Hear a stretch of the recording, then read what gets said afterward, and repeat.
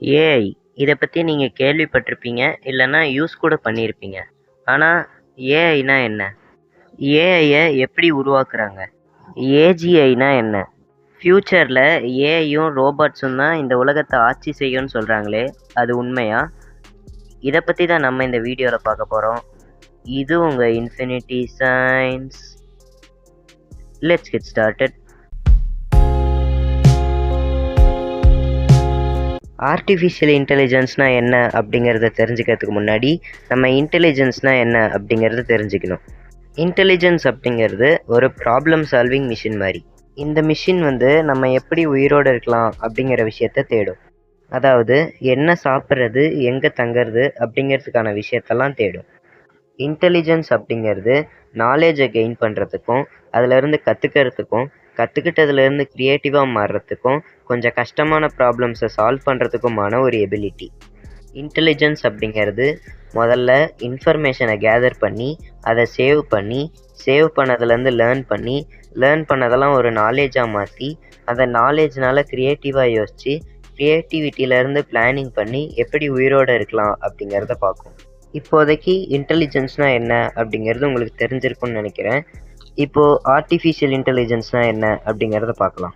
Artificial intelligence அப்படிங்கிறது ஒரு மிஷினில் ஹியூமன் இன்டெலிஜென்ஸ் மாதிரி சிமுலேஷனை உருவாக்கி அதை திங்க் பண்ணுறதுக்கும், லேர்ன் பண்ணுறதுக்கும், ப்ராப்ளம் சால்வ் பண்ணுறதுக்கும் யூஸ் பண்ணுவாங்க. ஏஐக்கு நம்ம என்ன இன்ஃபர்மேஷன் கொடுத்துருக்கோமோ அந்த இன்ஃபர்மேஷன் பேசிஸில் நிறைய டேட்டாவை ஒரே நேரத்தில் அதால் ப்ராசஸ் பண்ண முடியும். இப்போது ஏஐ எப்படி உருவாக்குறாங்க அப்படிங்கிறத பார்க்கலாம்.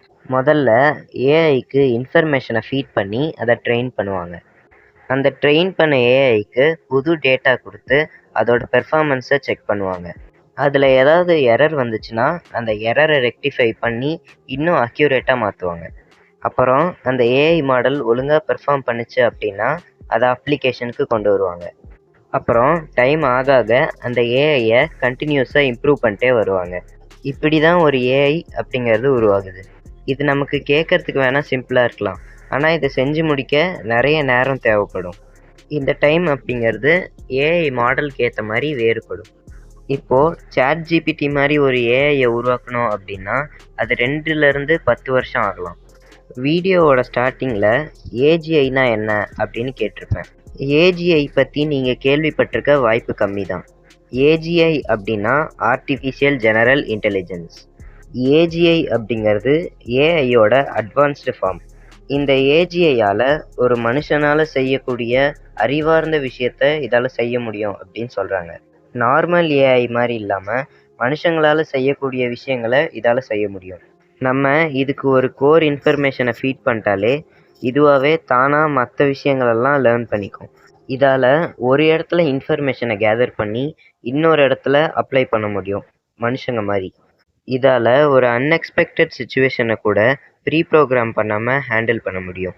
அது மட்டும் இல்லாமல் இதால் புது ஐடியாஸையும் சொல்யூஷன்ஸையும் உருவாக்க முடியும். சிம்பிளாக சொல்லணும் அப்படின்னா ஏஜிஐ அப்படிங்கிறது புதுசாக பிறந்த குழந்த மாதிரி. எப்படி ஒரு குழந்தை இன்ஃபர்மேஷனையும் எக்ஸ்பீரியன்ஸையும் கெயின் பண்ணி வளர வளர மிஸ்டேக்ஸ் அவாய்ட் பண்ணுதோ அதே மாதிரி ஏஜிஐயும் செயல்படும். ஆனால் ஏஜிஐ அப்படிங்கிறது இன்னும் ஹைப்போதெட்டிக்கலாக தான் இருக்குது. அது இன்னும் உருவாக்கப்படலை. ரிசர்ச்சர்ஸ் ஏஜிஐ உருவாக்குறதுக்கு இன்னும் செயல்பட்டுட்டு இருக்காங்க.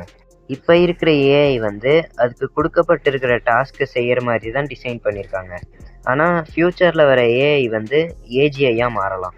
ஃப்யூச்சரில் ஏஐ பவர் ரோபோட்ஸ் மனுஷங்களால் செய்ய முடியாத கஷ்டமான வேலைகளை கூட இதால் செய்ய முடியும்.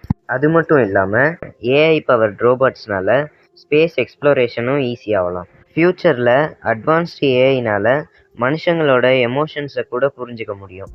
அதனால் மனுஷங்களுக்கு ஒரு ஏஐ கம்பெனி கிடைக்கும். அது மட்டும் இல்லாமல் ஃப்யூச்சர் ஏஐனால் புது ஐடியாஸையும் இன்னும் கண்டுபிடிக்கப்படாத லாஸ் ஆஃப் ஃபிசிக்ஸையும் கண்டுபிடிக்க முடியும்.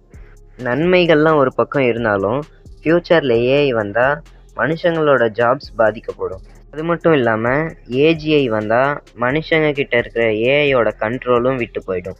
எப்படி இருந்தாலும் நம்ம பொறுத்து இருந்து தான் பார்த்தாகணும்.